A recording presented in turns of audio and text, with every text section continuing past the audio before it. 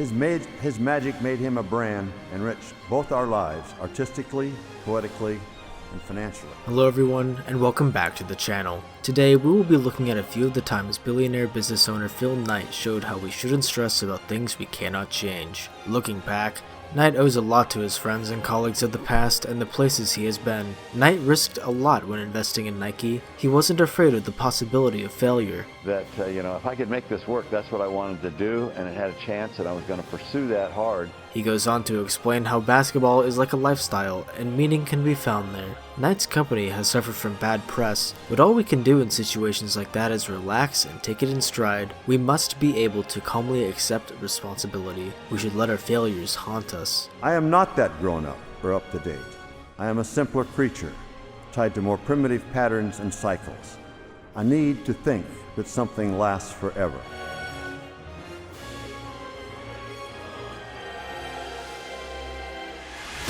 If there's one thing, it's been, I've been pretty good at evaluating people. And that was one of the things that I wanted to get through, and I hope did come through in the book, was how valuable those early, partners were, my fellow employees, my teammates.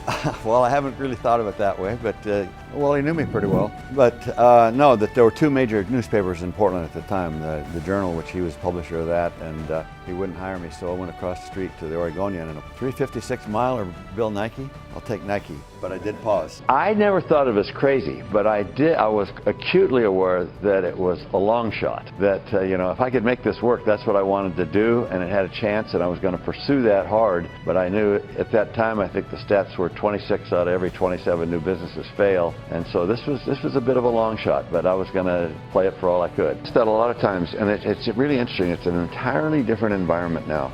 There's really sort of a negativity towards entrepreneurship and business in general kind of going on in this country, which is too bad, but I see it as a cycle. I don't see it as a trend, so these things have cycles, so it'll come back. But the flip side of that is there's venture capital firms now. So if you have access to money now that you never had back in the 60s, so that makes it easier. So you kind of have both sides of that coin. There was a graphic arts student at Portland State that had done some work for us, and she charged $2 an hour, and we said, how about coming up with a logo for the shoe? And she spent 17 and a half hours on it, so it cost us $35. And as I said, it's easily worth it. It's turned out to be fairly iconic.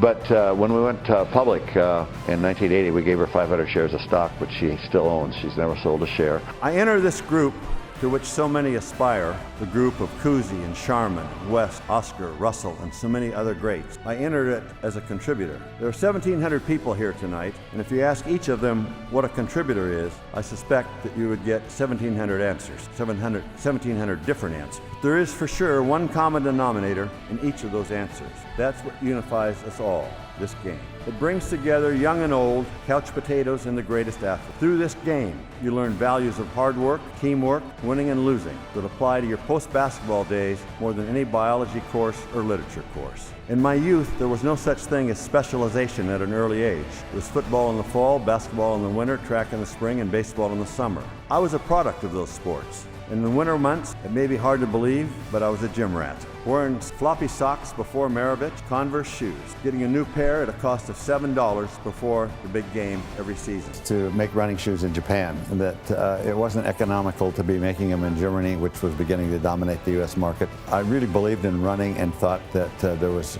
room for a really good running shoe, and so that we didn't convince a lot of them, but we did convince enough to get her going. And but we had a certain reputation which was fairly favorable at that time with dealing with accounts, and they believed us enough to give it a try, and that's really the way it began with Nike when we made the transition from the Tiger shoe to the Nike shoe. Well, overall, how Nike's doing is we're doing fine. The sales and earnings are growing, but we did have a shock within the last couple of months that a certain number of managers were bullying employees, and it was a shock to me personally and to a lot of the upper management, and it's disappointing as well as a shock. It's very disappointing, but I am proud of the company, the way it responded to the problems that it saw, and it's basically cleaning house for those people. Yeah, I mean, part of play is learning to live with defeat too, right? But play, that was a controversial word between me and ultimately Nan Graham picked it because I originally wrote the line, and wanted to be about sport. But play is a much broader word,